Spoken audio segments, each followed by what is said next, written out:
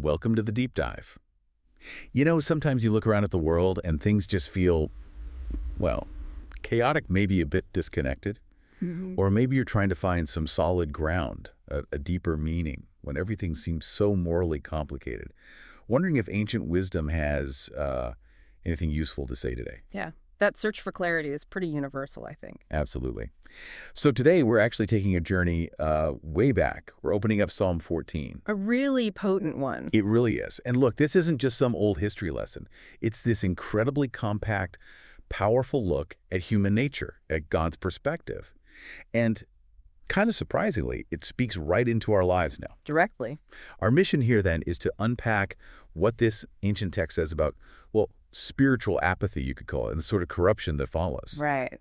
But then, and this is key, we want to explore how its insights can genuinely encourage us, maybe strengthen our faith in God, and even guide how we live, how we obey right now. Finding those practical connections. Exactly. Yeah. We think there are some surprising nuggets here, a kind of shortcut to getting informed on a message that's, frankly, timeless. Definitely. Okay, so let's open it up. Psalm 14.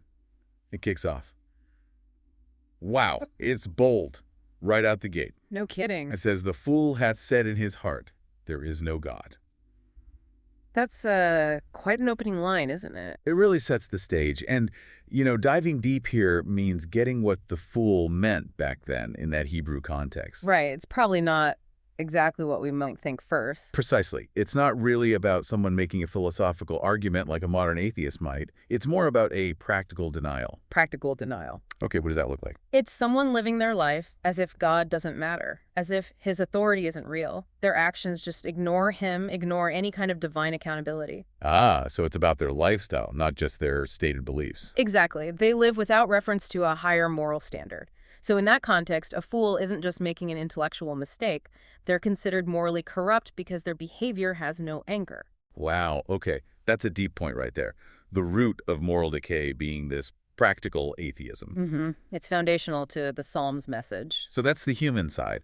But then the psalm shifts perspective, doesn't it? It gives us this image of God looking down from heaven. What's that about? Is God just watching disapprovingly? Well, it's more than just disapproval. It's depicted as this act of profound concern and discernment. The text says God is looking down to see if there were any that understood and sought him. So he's searching, looking for someone who gets it. Kind of, yeah. It implies this divine search, looking for even a sign of spiritual awareness or moral understanding.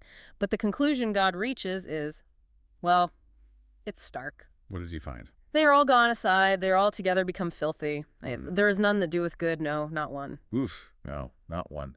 That really lands heavily. It does, and it's not just the psalmist being pessimistic. It's presented as God's own assessment, a divine statement on universal human brokenness, suggesting that left to ourselves, we tend towards, well, chaos and moral drift. It's a sobering thought, that universal tendency.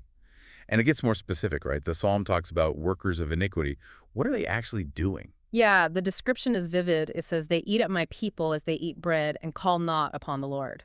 Eat up my people as they eat bread.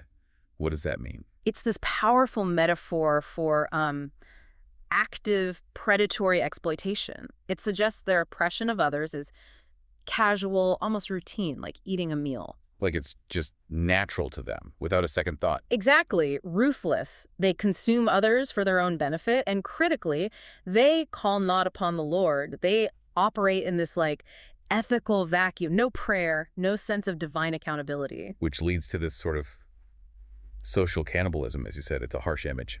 Very. And unfortunately not entirely unfamiliar when we look around today. True. But then, right in the middle of all this darkness, the psalm shifts again, doesn't it? It offers a contrast. It does, yeah. Suddenly it states, God is in the generation of the righteous. Okay, so despite everything, God isn't absent. Not at all. And it adds that for the poor, the vulnerable, the Lord is his refuge. So even when things look universally bleak, there's this pocket of divine presence and protection for those who do seek him. That's a crucial turn. And the psalmist, David, he doesn't just leave it there with the grim diagnosis. No, absolutely not. He ends this section with this deep longing, this hope for restoration. He cries out, oh, that the salvation of Israel were come out of Zion. Zion, that's Jerusalem, right? God's dwelling place. Correct. Specifically the Temple Mount, the symbolic place where God's presence resides and for more help is expected. And then he continues, when the Lord bringeth back the captivity of his people, Jacob shall rejoice and Israel shall be glad.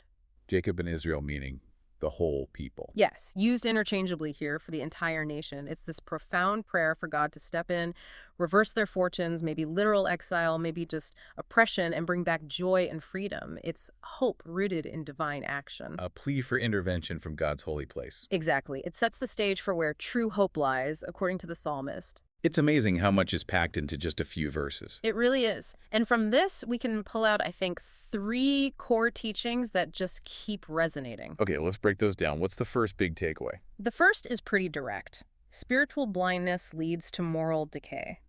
We saw it with the fool, right? That practical denial, living as if God doesn't matter. Yeah. Well, the psalm argues that when his truth, his standards, get pushed aside for, convenience or what's trendy, injustice just blooms. Look at a direct consequence. Almost mathematical, yeah. You see it throughout history, ancient and modern. When accountability to something beyond ourselves, a transcendent moral law, is lost, ethical standards tend to erode.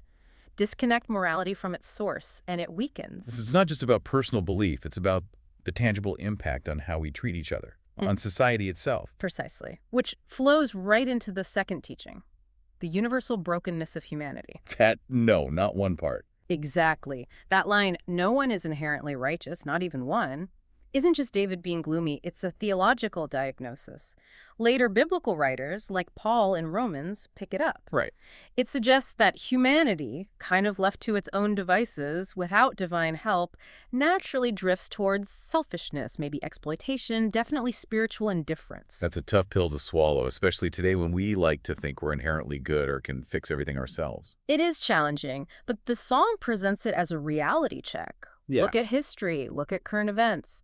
When things break down, that self-interest often surfaces very quickly, doesn't it? Sadly, yes. Mm-hmm. Okay, so we have spiritual blindness leading to decay and this universal brokenness. Sounds pretty bleak so far. It does paint a stark picture, but crucially, that's not the end of the story.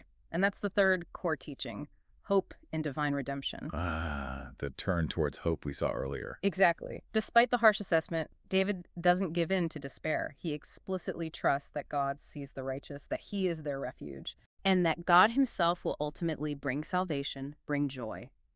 The hope isn't in people suddenly getting better on their own. No. Where is it then? It's squarely placed in God's power to step in, to redeem, to restore.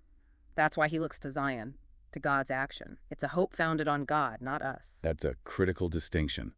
Hope isn't wishful thinking. It's trust in God's character and power. Perfectly put. Even when things look terrible, the promise of divine restoration holds. Okay, these are powerful ancient insights. But let's bridge the gap. What does this mean for us, living our lives today? This is where it gets really interesting, I think. I agree. If we connect this to our world, the first application seems unavoidable. Don't ignore the moral consequences of spiritual apathy. How does that play out today? Well, it's so easy, isn't it, to live as if God is irrelevant. Maybe not consciously deciding he doesn't exist, but practically. Yeah, getting caught up in chasing success or comfort, or maybe our own version of personal truth. Right. And sidelining bigger questions of accountability or compassion or God's standards. We might even say we believe, but our daily choices, our priorities, they might tell a different story. And Psalm 14 warns that has knock-on effects. A huge knock-on effect. It warns that ignoring God, practically speaking, often leads to a breakdown.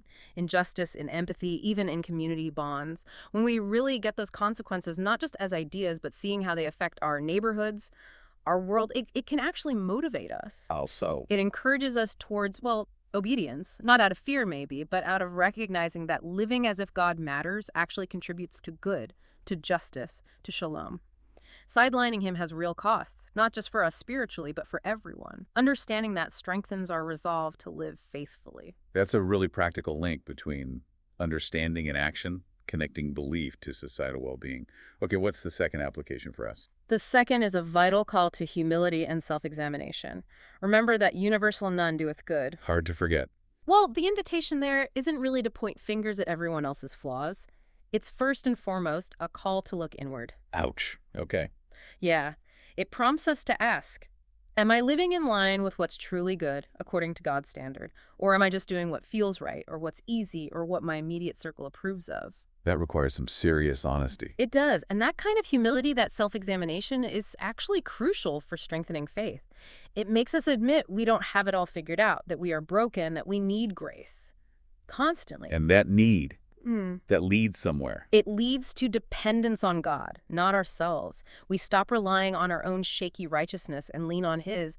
And paradoxically, that dependence fosters a desire for obedience because we recognize we need His guidance, His strength, His transformation. It frees us from trying to be perfect on our own steam. So recognizing our weakness actually makes us lean more heavily on God, which fuels our faith and desire to follow Him.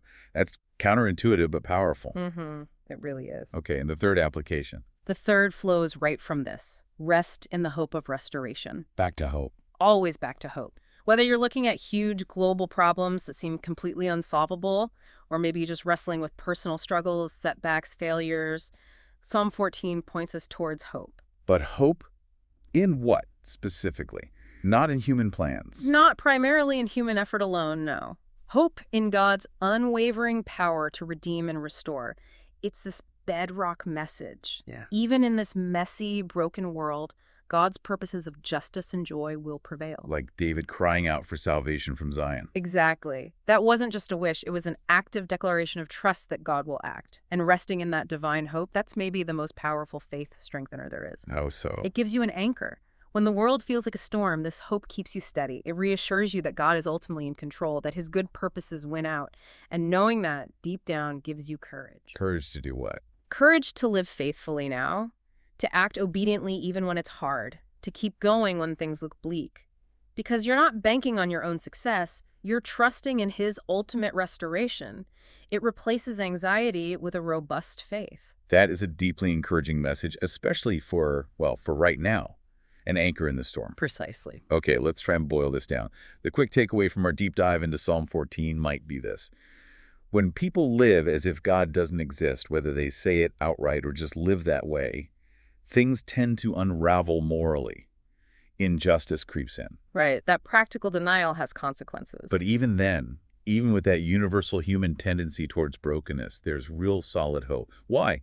Because salvation, restoration, it ultimately comes from God.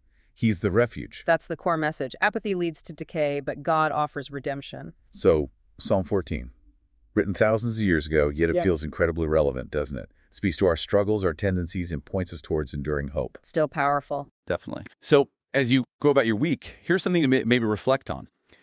How might recognizing the deeper consequences of just drifting along spiritually, the apathy we've talked about, or maybe embracing a moment of real humility about your own journey, how might that help you lean into, rest more fully, more faithfully in the hope of God's restoration?